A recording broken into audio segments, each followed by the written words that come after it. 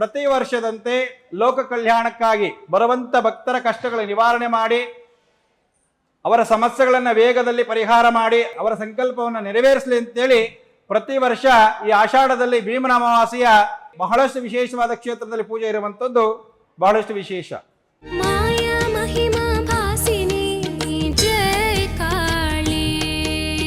ವೀಕ್ಷಕರೇ, ಕರ್ನಾಟಕದಲ್ಲಿರುವ ಎಲ್ಲ ಪ್ರಸಿದ್ಧ ದೇವಸ್ಥಾನಗಳನ್ನು ನಿಮಗೆ ಪರಿಚಯ ಮಾಡಿಸುವುದೇ ನಮ್ಮ ಉದ್ದೇಶ. ಟಿವಿ ಕನ್ನಡ.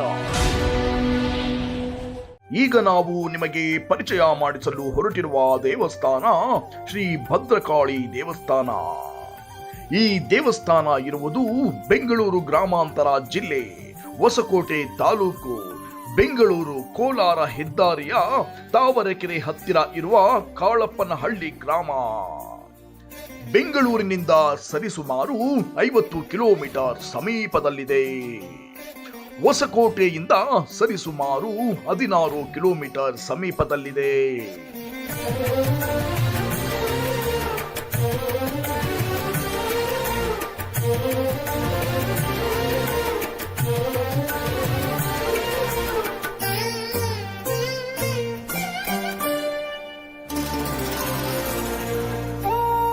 ರೌದ್ರಾರೂಪೇ ಮಹಾಕಾಳಿ ಭದ್ರಕಾಳಿ ಪ್ರಸಾದಿತೆ ಮಮ ಗೃಹೇ ವಸತಿಂ ಕಾಳಿ ಸರ್ವ ಕಾರ್ಯಾರ್ಥ ಸರ್ವವರ ಪ್ರದಾಗಿನಿ ಭದ್ರಕಾಳಿಯೇ ನಮಃ. ಯಾ ದೇವಿ ಸರ್ವಭೂತೇಷು ಮಾತೃರೂಪೇ ನಮಸ್ತಿಧಾಂ ನಮಸ್ತಸ್ಮೈ ನಮಸ್ತಸ್ಮೈ ನಮಸ್ತಸ್ಮೈ ನಮೋ ನಮಃ. ದುರ್ಗಾದೇವಿಯೇ ನಮಃ. ಮಹಾಕಾಳಿ ಮಹಾಲಕ್ಷ್ಮಿ ಸರಸ್ವತಿಯೇ ನಮಃ. ಕ್ಷೇತ್ರದಲ್ಲಿ ಭದ್ರಕಾಳಿ ಶಿವಶಕ್ತಿ ನೆನೆಸಿರುವಂತಹ ಪುಣ್ಯಕ್ಷೇತ್ರ. ಈ ಕ್ಷೇತ್ರದಲ್ಲಿ ಪ್ರತಿ ವರ್ಷದಂತೆ ಸುಮಾರು ಭದ್ರಕಾಳಿ ಸ್ಥಾಪನೆಯಾದ ಕಾಲದಿಂದ ಇಂದಿನವರೆಗೂ ಈ ಆಷಾಢದ ಮಾಸದಲ್ಲಿ ಬಹಳಷ್ಟು ವಿಶೇಷವಾದ ಪೂಜಾ ಕಾರ್ಯಕ್ರಮಗಳನ್ನು ಈ ಆಷಾಢ ಪೂರ್ತಿ ತಿಂಗಳಲ್ಲಿ ಪ್ರಾರಂಭ ಮಾಡುವಂಥದ್ದು ಬಹಳಷ್ಟು ವಿಶೇಷ.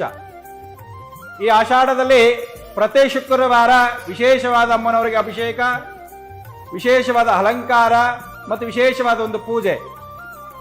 10:30 ಮಹಾಲಕ್ಷ್ಮಿಯ ಆರಾಧನೆ, ಮಹಾಲಕ್ಷ್ಮಿಯ ಪೂಜೆ ಮತ್ತೆ ಹೋಮ, ಮಹಾಮಂಗಳಾರತಿ ತೀರ್ಥ ಪ್ರಸಾದ ಇರುವಂಥದ್ದು ಈ ಆಷಾಢದಲ್ಲಿ ಕೊನೆಯ ಶುಕ್ರವಾರವರೆಗೂ ಸತತವಾಗಿ ನಡೆಯುವಂಥ ಒಂದು ಬಹಳಷ್ಟು ವಿಶೇಷವಾದ ದಿನ. ಹಾಗಾಗಿ ಪ್ರತಿ ವರ್ಷದಂತೆ ಲೋಕ ಕಲ್ಯಾಣಕ್ಕಾಗಿ ಬರುವಂಥ ಭಕ್ತರ ಕಷ್ಟಗಳ ನಿವಾರಣೆ ಮಾಡಿ ಅವರ ಸಮಸ್ಯೆಗಳನ್ನು ವೇಗದಲ್ಲಿ ಪರಿಹಾರ ಮಾಡಿ ಅವರ ಇಷ್ಟಾರ್ಥಗಳನ್ನು ಬೇಡಿ ಅವರ ಸಂಕಲ್ಪವನ್ನು ನೆರವೇರಿಸಲಿ ಅಂತೇಳಿ ಪ್ರತಿ ವರ್ಷ ಈ ಆಷಾಢದಲ್ಲಿ ಭೀಮನ ಅಮಾವಾಸ್ಯೆ ಪ್ರಯುಕ್ತವಾಗಿ ಬಹಳಷ್ಟು ವಿಶೇಷವಾದ ಕ್ಷೇತ್ರದಲ್ಲಿ ಪೂಜೆ ಇರುವಂಥದ್ದು ಬಹಳಷ್ಟು ವಿಶೇಷ.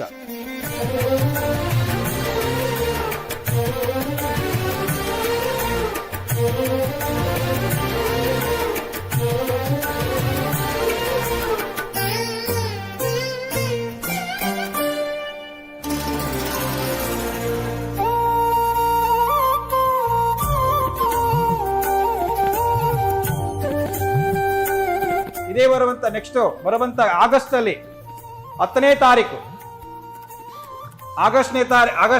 ಆಗಸ್ಟ್ ತಿಂಗಳಲ್ಲಿ 10ನೇ ತಾರೀಕು ಬರುವಂತ 10ನೇ ತಾರೀಕು ಮತ್ತು 12ನೇ ತಾರೀಕು ಈ 3 ದಿನ ಕಾಲ ಸತತವಾಗಿ ವಿಶೇಷವಾದ ಪೂಜಾ ಕಾರ್ಯಕ್ರಮಗಳು ಮತ್ತೆ ಹೋಮ ಹವನಗಳನ್ನು ಏರ್ಪಡಿಸಿರುವಂಥದ್ದು ಈ ಕ್ಷೇತ್ರದಲ್ಲಿ ಬಹಳಷ್ಟು ವಿಶೇಷ.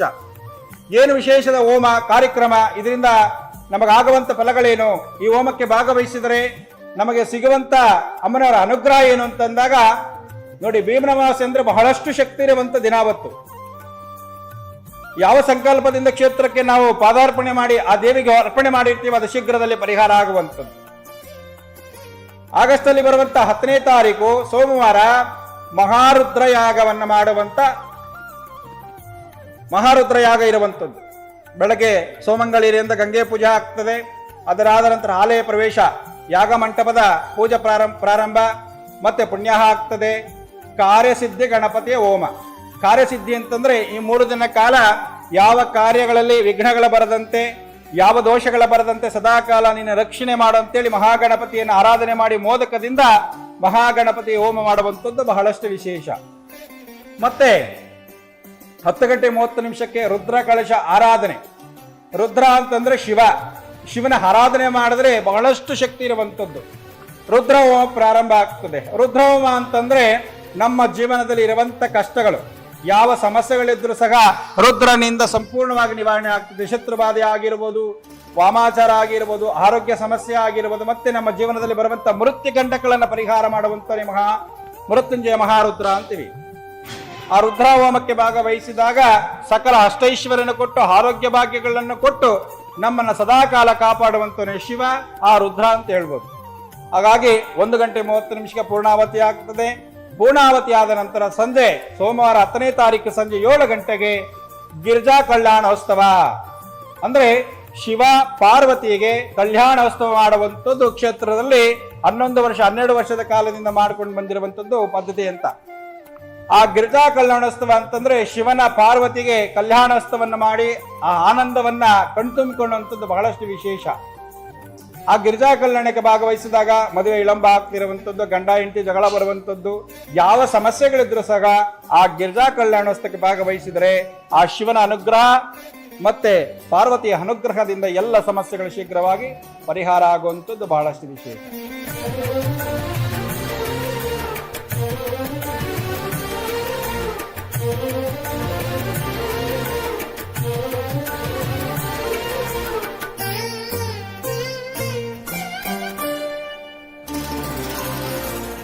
ಹನ್ನೊಂದನೇ ತಾರೀಕು ಮಂಗಳವಾರ ಬೆಳಗ್ಗೆ ಸುಪ್ರಭಾತ ಆಗ್ತದೆ. ಅದಾದ ನಂತರ ಅಮ್ಮನಗ ರುದ್ರಾಭಿಷೇಕ ಮತ್ತೆ ಮಹಾಮಂಗಳಾರತಿ, ಮತ್ತೆ ನವಗ್ರಹ ಕಲಶಾರಾಧನೆ, ಅಷ್ಟದಿಕ್ಪಾಲಕರ ಕಲಶಾರಾಧನೆ, ನವದುರ್ಗೆ ಕಲಶಾರಾಧನೆ, ಮತ್ತೆ ಪ್ರಧಾನ ಕಲಶಗಳ ಆರಾಧನೆ. 10 ಗಂಟೆ 30 ನಿಮಿಷಕ್ಕೆ ಚಂಡಿಕಾ ದೇವಿಯ ಕಳಶ ಆರಾಧನೆ ಪ್ರಾರಂಭ ಆಗ್ತದೆ. ಅದಾದ ನಂತರ ಸಂಜೆ 6 ಗಂಟೆಯವರೆಗೂ ಚಂಡಿಕಾ ಯಾಗ ನಡೆಯುವಂಥದ್ದು ಬಹಳಷ್ಟು ವಿಶೇಷ. ಚಂಡಿಕಾ ಯಾಗ ಅಂತಂದ್ರೆ 3 ಅಧ್ಯಾಯಗಳನ್ನು ಮಾಡಿ ಪೂರ್ಣಾವತಿಯನ್ನು ಕೊಟ್ಟು ದೇವಿಗೆ ಮಂತ್ರಗಳಿಂದ ಆ ದೇವಿಯನ್ನ ಪ್ರಾರ್ಥನೆಯನ್ನು ಮಾಡಿ ಆ ದೇವಿಯನ್ನ ತೃಪ್ತಿಯನ್ನು ಪಡಿಸಿ ಪೂರ್ಣಾವತಿ ಕೊಡುವಂಥದ್ದು ಈ ಚಂಡಿಕಾ ಯಾಗದ ಒಂದು ಬಹಳಷ್ಟು ಶಕ್ತಿ ಇರುವಂಥದ್ದು. ಈ ಚಂಡಿಕಾ ಯಾಗ ಅಂತಂದ್ರೆ ನಮ್ಮಲ್ಲಿರುವಂಥ ಸಮಸ್ಯೆಗಳು, ನಮ್ಮಲ್ಲಿ ಏನೇ ಸಮಸ್ಯೆ ಇದ್ರೂ ಸಹ ಯಾಗಕ್ಕೆ ಭಾಗವಹಿಸಿದಾಗ ಸಂಪೂರ್ಣವಾಗಿ ನಿವಾರಣೆ ಆಗ್ತದೆ. ಅದರಲ್ಲಿ ಕ್ಷೇತ್ರದಲ್ಲಿ ಬಂದು ಭಾಗವಹಿಸಿದ್ರೆ ಆ ಚಂಡಿಕಾ ದೇವಿಯ ಅನುಗ್ರಹ ಸದಾಕಾಲ ನಿಮ್ಮೇಲಿರುವಂಥದ್ದು ಬಹಳಷ್ಟು ವಿಶೇಷ. ಸಂಜೆ 6 ಗಂಟೆಗೆ ಪೂರ್ಣಾವತಿ ಆಗ್ತದೆ. ಪೂರ್ಣಾವತಿ ಆದ ನಂತರ ಮಹಾಮಂಗಳಾರತಿ ಮತ್ತೆ ತೀರ್ಥ ಪ್ರಸಾದ. ಮತ್ತೆ ವಿಶೇಷವಾಗಿ ಭೀಮನ ಅಮಾವಾಸ್ಯೆ ಪ್ರಯುಕ್ತ 12ನೇ ತಾರೀಕು ಬುಧವಾರ ಬೆಳಗ್ಗೆ 4 ಗಂಟೆಗೆ ಅಮ್ಮನವ್ರಿಗೆ ಅಭಿಷೇಕ ಆಗ್ತದೆ. ಅಭಿಷೇಕ ಆದ ನಂತರ 6 ಗಂಟೆಗೆ ಮಹಾಮಂಗಳಾರತಿ ಶುರುವಾಗುವಂಥದ್ದು. ಮಹಾಮಂಗಳಾರತಿ ಮತ್ತೆ ದರ್ಶನ ಪ್ರಾರಂಭವಾಗುವಂಥದ್ದು ಬೆಳಗ್ಗೆ 6 ಗಂಟೆಗೆ. ಅದಾದ ನಂತರ ಭದ್ರಕಾಳಿ 9 ಗಂಟೆ 30 ನಿಮಿಷಕ್ಕೆ ಭದ್ರಕಾಳಿ ಪ್ರಧಾನ ಹೋಮ. ಭದ್ರಕಾಳಿ ಪ್ರಧಾನ ಹೋಮ ಆದ ನಂತರ ಪೂರ್ಣಾವತಿ ಆಗುವಂಥದ್ದು. ಮತ್ತೆ 11:30ಕ್ಕೆ ದೇವಿ ಭದ್ರಕಾಳಿ ಸಮೇತವಾಗಿ ಪ್ರಾಕಾರೋತ್ಸವ ಆಗ್ತದೆ. ಪ್ರಾಕಾರೋತ್ಸವ ಆದ ನಂತರ ಮಹಾಮಂಗಳಾರತಿ ಆಗ್ತದೆ. ಮಹಾಮಂಗಳಾರತಿ ಆದ ನಂತರ ದೇವಿಗೆ ವಿಶೇಷವಾದ ಪೂಜೆಯನ್ನು ಸಲ್ಲಿಸುವಂಥದ್ದು. ಮತ್ತೆ 3 ಗಂಟೆಗೆ ದಶಪ್ರತ್ಯಂಗಿರಿ ಯಾಗ. ವಿಶೇಷವಾಗಿ ದಶಪ್ರತ್ಯಂಗಿರಿ ಯಾಗ ಅಂತಂದ್ರೆ ಆ ದೇವಿಯ ಅನುಗ್ರಹ ಆಗುವಂಥದ್ದು. ಮಹಾಪ್ರತ್ಯಂಗಿರಿ ಒಣಮೆಣಸಿನಕಾಯಿ ಹೋಮ, ಶತ್ರು ಸಂಹಾರಕ್ಕೆ ಮಾಡುವಂಥದ್ದು ಹೋಮ. ನಮ್ಮನ್ನು ನಾವು ರಕ್ಷಣೆ ಮಾಡಿಕೊಳ್ಳುವಂಥದ್ದು ಆ ಹೋಮದಲ್ಲಿ ಸಿಗುವಂಥ ಶಕ್ತಿ. ನಮ್ಮನ್ನು ಸದಾಕಾಲ ಶತ್ರುಗಳಿಂದ ರಕ್ಷಣೆ ಮಾಡಿ ನಮಗಿರುವಂಥ ಸಮಸ್ಯೆಗಳನ್ನು ಪರಿಹಾರ ಮಾಡುವಂತೋಳೆ ಮಹಾಪ್ರತ್ಯಂಗಿರಿ ದೇವಿ. ಅದರಲ್ಲಿ ದಶಪ್ರತ್ಯಂಗಿರಿ ಯಾಗ ಅಂತ 10 ಅಧ್ಯಾಯಗಳನ್ನು ಮಾಡಿ ಪೂರ್ಣಾವತಿಗಳನ್ನು ಕೊಟ್ಟು ದೇವಿಗೆ ಒಣಮೆಣಸಿನಕಾಯಿ ಪೂರ್ಣವನ್ನು ಕೊಟ್ಟು ಸಂಪೂರ್ಣವಾಗಿ ಆ ದೇವಿಯ ಪ್ರಾರ್ಥನೆಯನ್ನು ಮಾಡುವಂಥದ್ದು ಬಹಳಷ್ಟು ವಿಶೇಷ. ಹಾಗಾಗಿ ಈ ಪ್ರತ್ಯಂಗಿರಿ ದಶಪ್ರತ್ಯಂಗಿರಿ ಅಂತಂದ್ರೆ ಆ ದೇವಿಯ ಅನುಗ್ರಹ, ವಾಮಾಚಾರ, ಮಾಟ, ಮಂತ್ರ, ಯಂತ್ರಗಳ, ಶತ್ರುಗಳ ಬಾಧೆ, ಯಾವುದೇ ಸಮಸ್ಯೆಗಳಿದ್ರೂ ಸಹ ದಶಪ್ರತ್ಯಂಗಿರಿ ಯಾಗಕ್ಕೆ ಭಾಗವಹಿಸಿದರೆ ಸಂಪೂರ್ಣವಾಗಿ ಎಲ್ಲ ಸಂಕಷ್ಟಗಳ ನಿವಾರಣೆ ಆಗುತ್ತೆ. ಹಾಗಾಗಿ ಅದಾದ ನಂತರ 7 ಗಂಟೆ 30 ನಿಮಿಷಕ್ಕೆ 5008 ತೆಂಗಿನಕಾಯಿ ದೀಪ ಅಂದ್ರೆ ರಂಗಪೂಜೆ ಅಂತೀವಿ. ತೆಂಗಿನಕಾಯಿ ದೀಪ ಹಚ್ಚಿ ಆ ದೇವಿಯನ್ನ ಬೆಳಕಿನಿಂದ ನೋಡಬೇಕಾದ್ರೆ ನಮ್ಮ 2 ಕಣ್ಣು ಸಾಲೋದಿಲ್ಲ. ಆ 5008 ತೆಂಗಿನಕಾಯಿ ದೀಪವನ್ನು ಕ್ಷೇತ್ರದಲ್ಲಿ ಹಚ್ಚಿ ಆ ಬೆಳಕಿನಿಂದ ದೇವಿಯ ಶಿವನನ್ನ ಆ ದರ್ಶನ ಮಾಡಿದಾಗ ನಮ್ಮ ಜೀವನದಲ್ಲಿರುವಂಥ ಕತ್ತಲನ್ನು ಹೋಗಲಾಡಿಸಿ ಬೆಳಕನ್ನು ಕೊಡುವಂಥದ್ದೇ ಆ ದೇವಿಯ ಒಂದು ಅನುಗ್ರಹ.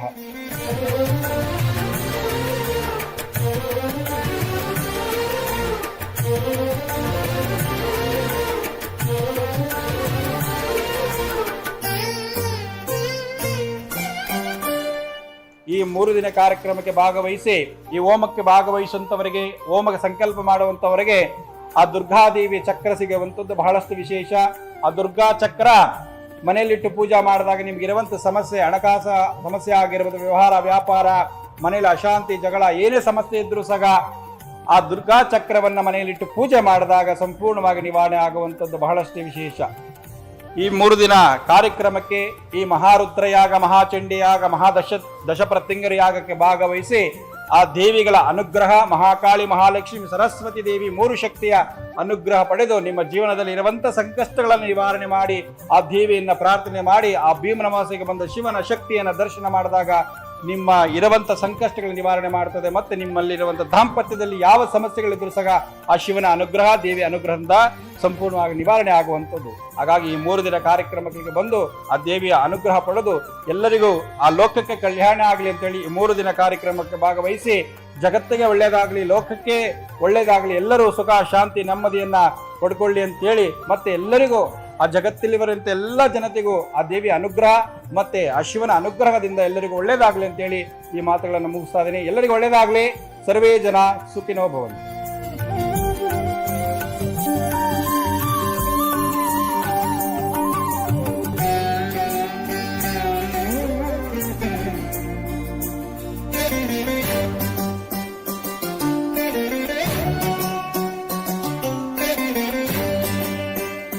ನೋಡಿದ್ರಲ್ಲ ವೀಕ್ಷಕರೇ, ಕಾಳಪ್ಪನಹಳ್ಳಿ ಶ್ರೀ ಭದ್ರಕಾಳಿ ಅಮ್ಮನವರ ಆಶೀರ್ವಾದ, ಅನುಗ್ರಹ ನಿಮ್ಮ ಮೇಲೆ ಸದಾ ಇರಲೆಂದು ಟಿವಿ ಕನ್ನಡ ವಾಹಿನಿಯಿಂದ ಪ್ರಾರ್ಥಿಸಿಕೊಳ್ಳುತ್ತೇವೆ. ಧನ್ಯವಾದಗಳು.